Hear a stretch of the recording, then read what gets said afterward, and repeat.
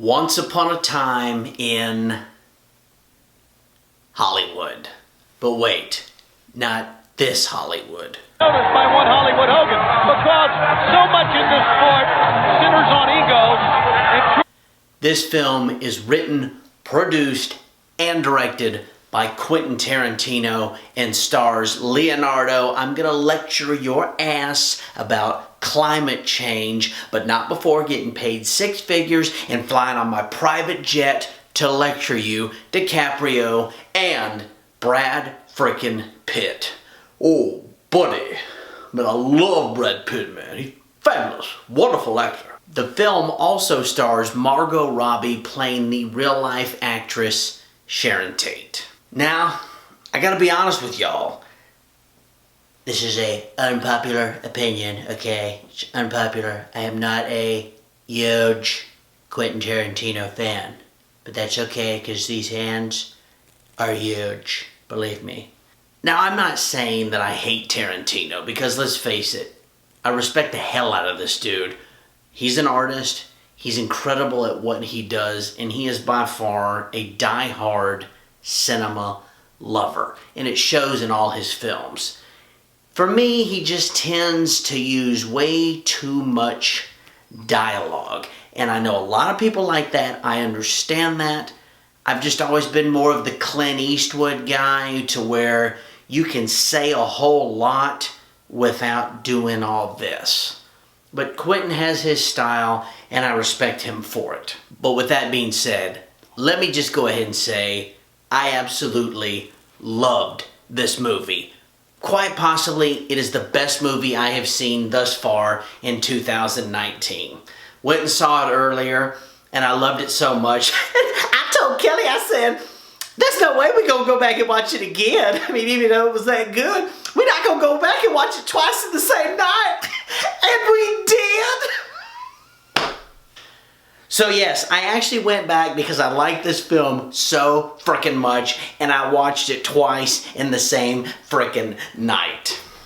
But this is not a film that just everybody is going to go see and love. If you're a Tarantino fan, yes, you're going to want to go see this. If you love movies and the art of filmmaking, yes, you want to go see this.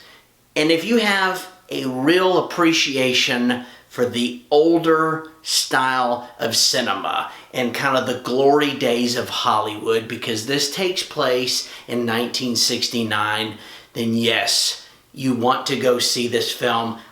I feel safe saying I don't know if they are ever going to make a film quite like this, with so much attention to detail, so much focus on capturing those glory days of California, of Hollywood. Now, I think it's safe to say that when the trailers for this movie came out, people were sitting there going, what the hell is that film about exactly? I mean, we know it's Hollywood 1969. We know it's about this actor played by DiCaprio and his stunt double played by Brad Pitt. And then there's the whole Sharon Tate, Charles Manson aspect. And I know there's been several people that sit there and tell me, oh, well, it's about the Manson murders. And I'm sitting there going, no, it's not. Because if you read the plot, if you read sort of some details behind the scenes stuff, they sit there and tell you this is not about the Manson murders. Actually, it is about the Manson murders. And now that I've seen the film, I'm here to tell you it's not about the Manson murders. Yes, that is in this story. That is part of it. That is not what surrounds this film. What the encompassing plot behind this movie is, it surrounds our two main stars, DiCaprio and Pitt. And I'm going to be honest, without them, this film I don't think is going to come anywhere close to hitting it out of the park like it does. I'm sure there was a few other actors they might have been able to put in there, but I still don't think it would have gotten to the level of greatness that it did because of those two guys. They did an incredible job. The chemistry, fantastic. I can't say enough good things about them. And essentially, we're following their lives. They're pretty much polar opposites as to how they live, but they're the best of friends, more than brothers, but a little less than a married couple. And for years, DiCaprio has been a megastar doing TV westerns, various movies, but there's this transition period in Hollywood, and it is affecting him, and he fears his time is running out to be the big shot. And Brad Pitt is with him every step of the way, doing all the things he can to help him out. Now you also have a ton of other actors and actresses throughout this movie. I mean, there's so many, I'm not even going to list them all, but I will say a few that stand out are, of course, one of my top 3 all time, Mr. Kurt frickin' Russell. He's in here, as well as a bunch of Tarantino regulars that if you've seen any of his other films, you're going to know them when you see them. But let's not forget about Miss Margot Robbie. Whew, yowza! Being honest though, for most of the film, I was going, what's her purpose of being in this movie? She really isn't doing much. I'm not saying she was bad with what she did. She lit up the room with her personality and her smile. But it seemed like that character wasn't going to really serve a purpose for this film. However, she does. And that's all I'm going to say, because I don't want to spoil anything for you. But at the end of the day, look, just being able to look at Margot Robbie, that's worth the price of admission. And I don't care if we're talking Once Upon a Time in Hollywood, Suicide Squad, or Tarzan when she played Jane. Tarzan like Jane. But I say all that to say there was a lot of criticism for how she was used in this movie, and I think that's just idiot critics wanting to complain about something because they can. I think their crap is irrelevant, so don't let that ruin going to the movie here.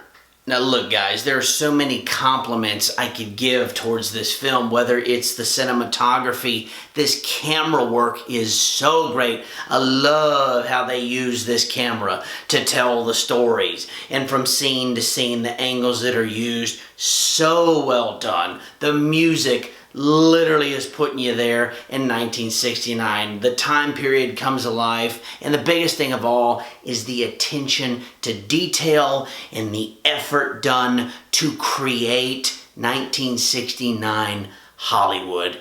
This crew has literally hit a home run and won the Super Bowl to bring this to life. Now, as far as complaints I could see people having with this film, it's going to be the pacing, because this film is not going 90 miles an hour.